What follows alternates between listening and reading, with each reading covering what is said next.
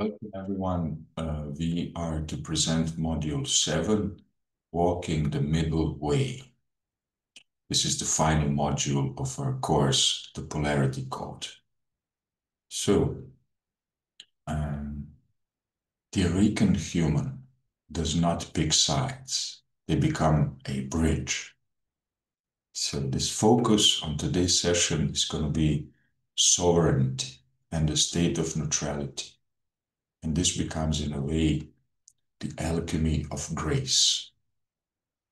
So welcome once more, and let's begin with some reading, reflections, and talking. So, in a time where everything demands a reaction, headlines, arguments, memories, projections, we are kind of called to something much more subtle and powerful, and that's centered presence. So, neutrality is often misunderstood. Some think it's spiritual bypass, and that's a kind of numbing or indifference. Others confuse it with avoidance or indecision. But in real life, the middle way is none of these things. The middle way is the most alive place you can stand. That's the place where our nervous system is online, the heart is open, the breath is deep, and then our choices become sovereign. So let's begin with the biology.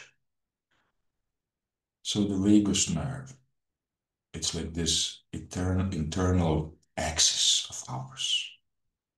And the vagus nerve is the longest cranial nerve in the body. So it runs from the base of our brainstem all the way down to our lungs, heart, and into our gut. So it's like a highway of safety, the master regulator of our parasympathetic system. So this system is governing rest, digestion, social bonding, and emotional regulation. So when this system is toned and functioning well, the vagus nerves allows us to feel difficult emotions without being overwhelmed, experience conflict without losing our breath, to stay connected to our body in times of chaos. And this is called neuroception. It's your body's ability to sense safety or threat, often before the brain can explain it.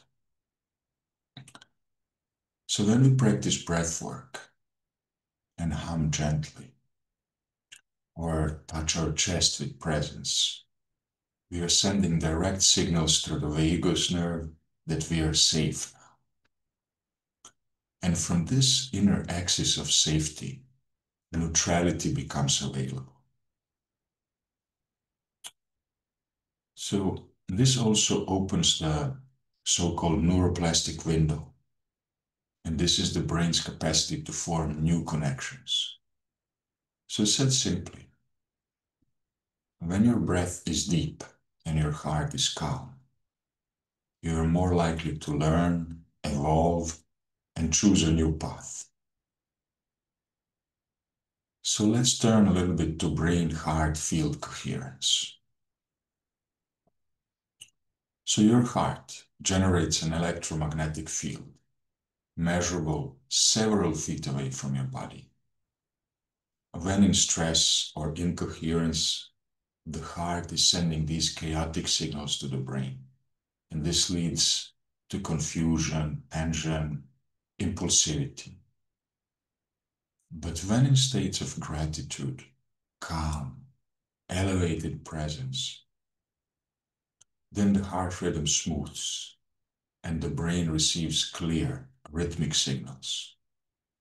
And this is what we call heart-brain coherence. So this is meaning when these two systems are aligned, a third system becomes available, and that's the field. So then the body becomes a tuning fork transmitting signals into the quantum realm. And this is then mirroring our reality and beginning to respond to our frequency. So in this view, neutrality is not apathy. It's magnetism without distortion. A signal that is so strong and steady, which can shape our lives without force. So let's touch the myths a little bit now. The Taoist way. It's called the strength through adaptability. So in Taoist philosophy, the water is the ultimate metaphor for power. Because it's not resisting, it's adapting. It carves stone by yielding, and it flows around what others try to fight. So Lao Tzu wrote, "Nothing in the world is as soft and yielding as water, yet for dissolving the hard and inflexible, nothing can surpass it." So neutrality, like water, is not about doing nothing. It's about flowing from our essence. And it does not mean that you do not act. It means that your action arises from clarity. So the Tao teaches us to observe polarity and not to get consumed by it. He invites us to stay rooted in the center while the storm rages. The Hermetic teachings talk about the concept of the third way. So according to the law of polarity, everything contains its opposite. Light and dark, masculine, feminine, expansion, contraction. But the true teaching is not in just recognizing these opposites. It's in the law of transmutation, the ability to find the third option. So Hermes Trismegistus, the mythical sage of ancient Egypt, he thought, as above, so below, as within, so without. So this is meaning that mastery is in reconciliation. So to walk the middle way is to live with this truth. Every polarity is an invitation to return to center. Now let's touch the Kero cosmology. So in Andean cosmology, the human being is seen as a living staff, like this bridge between earth and sky. The Kero shamans call this axis mundi. So they see the spine as the tree of life. And that's meaning. When we stand tall, aligned in our breath and in our intention, we become this channel of cosmic coherence. So then we can say that each of our energy centers is like an altar. Each emotion is a messenger. And each conflict we meet is like a ritual of refinement. So walking the middle way is not just about choice, it's about our identity. So we no longer see ourselves as the one who must fight or flee. We become the field stabilizers, the frequency holders, the ones who walks with storms. So psychologically, humans are wired to pick sides. And tribalism is one of our oldest survival patterns. Why is that so? It gives us safety, identity, and a sense of belonging. So in today's world, everything is us versus them. And this dynamic is often creating spiritual amnesia. And we forget our wholeness, we collapse into protection, and we even make somebody else the enemy just to feel safe. So the true power is not in proving our side right, but it's choosing in not to abandon our center in the process. So in that way, practicing neutrality becomes like this devotion to coherence. So now we reach to a point where we are going to explain a little bit more about how we are walking this bridge and how we should become the middle way. So in most of the lives, there comes a moment where our identity is kind of starting to shape. And all the roles that we created, they begin to dissolve. And what's left? And that's the initiation. So the collapse of identity in the face of polarity is not one's failure. It's like spiritual maturation. So when we begin to feel torn between two truths, two emotions, two loyalties, two versions of ourselves, we are actually being initiated into the middle way. So let's talk a little bit about the collapse before the rise. And we can also call this the alchemy of broken rules. So guys, for most of the people, when they think about awakening, this feels like bliss. But often the first step is unraveling. And what do we start noticing? Old responses, they feel inauthentic. Defending our opinion is draining our spirit. Emotional extremes are kind of leaving us hollow. Seeking validation is no longer satisfying. And this is the cracking of the shell. So polarity creates this pressure that then births evolution. And sometimes our ego must split in two before our soul can remember that it was always whole. So we are, in a way, becoming more of ourselves, more authentic.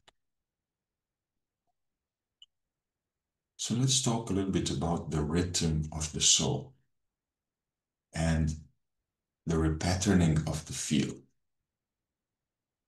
So as we shift, our auric field, our electromagnetic expression, is also reorganizing. So what once protected us, it's now constraining us. What once energized us now may fragment our focus. So the old stories that we carried, they begin to echo. So this is called repatterning. And it's not only emotional, it's also rhythmic. So this is meaning that our soul has a rhythm. And when we align with our truth, our field becomes coherent. Our heart, breath, brain waves, even our cells, they begin to entrain to beat in harmony. And this is where grace becomes magnetic. And this is also what the ancients knew. Our energy field doesn't just reflect our inner state. It projects into the field and influences what life mirrors back to us. So walking the middle way means that we carry grace as frequency. The Buddhist teachings are talking about the middle path. And this is a path from reactivity to revelation. So the Buddha spoke of this middle path. And by his experience, he had tried both extremes: pleasure without restraint, denial without compassion. So neither of those two gave him liberation. Only through centered awareness did the Buddha awaken. So the core teaching is this: there's suffering in attachment, and there's suffering in aversion. But in the space between, awareness awakens. So modern neuroscience echoes this in the window of tolerance concept.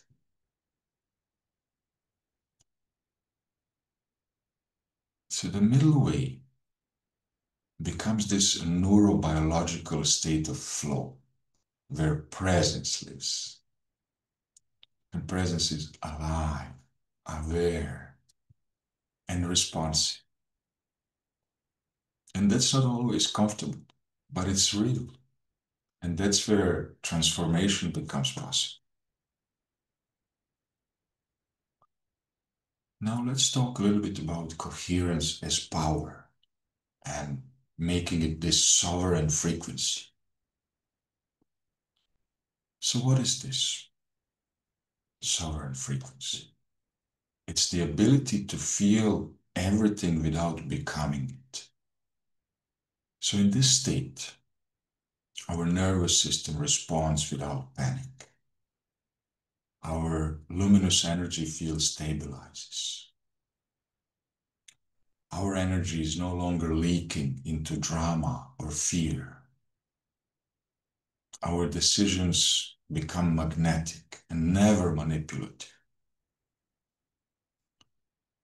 So from a quantum perspective, coherence is influence. And when our internal state stabilizes, we are sending this strong signal into the field. And that signal is not demanding anything, it's only inviting something into the field. So life then begins reorganizing around this inner signal. And this is the real law of attraction. And it becomes the vibrational leadership. So the most sovereign frequency is neutrality with an open heart. And this is clear and calm and alive and able to feel without forgetting ourselves.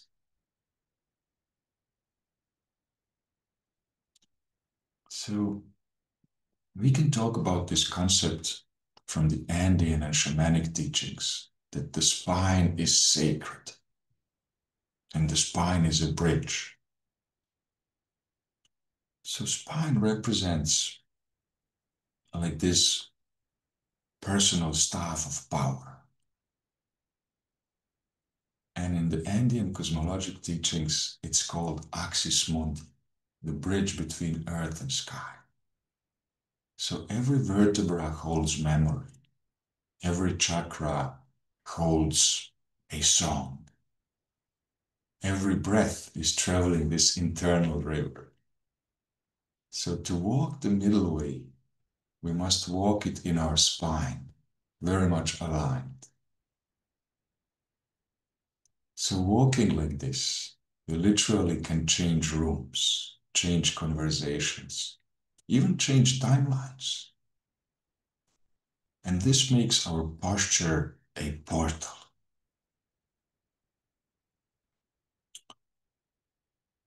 So we can say in a way that the path of grace curves, it spirals, but it always leads us into deeper alignment with what is true.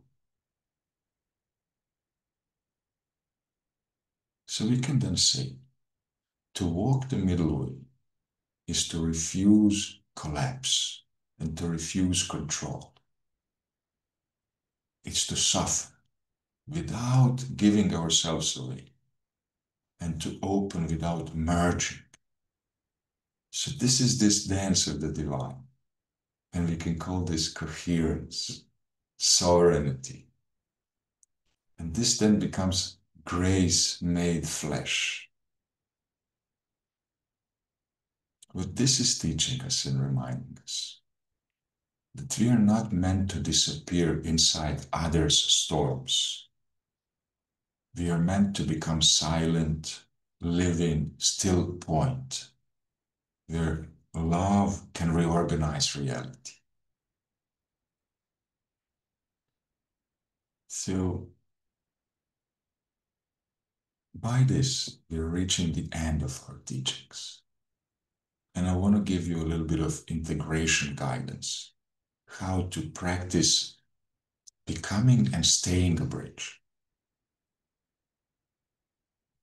So the first thing is stabilize your field before you make any decisions. Anchor yourself in breath and presence. Use polarity as a teacher. Reframe extremes as a feedback. And you may even develop a micro ritual, kind of this real-time coherence. I also will advise you to touch your heart and ask, what's the highest choice? And then breathe a couple of times and then act first. So when something triggers you, remember, I will give you a quantum insight. When you radiate coherence, the field entrains.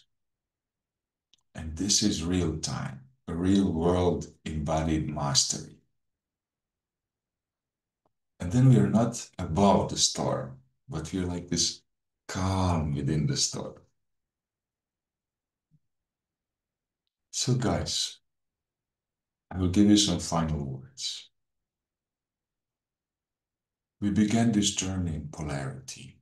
We close it in coherence, where all opposites unite by grace. So we are not longer pulled by war. We are not longer torn by sides. And we are now the signal of centered creation, the walking medicine. We can even call this the coherent flame. And this field becomes our own to create and manifest from. So, thank you very much for being here for the 7 modules. And to all of those who walk this path, I say thank you and see you in the field. Bye.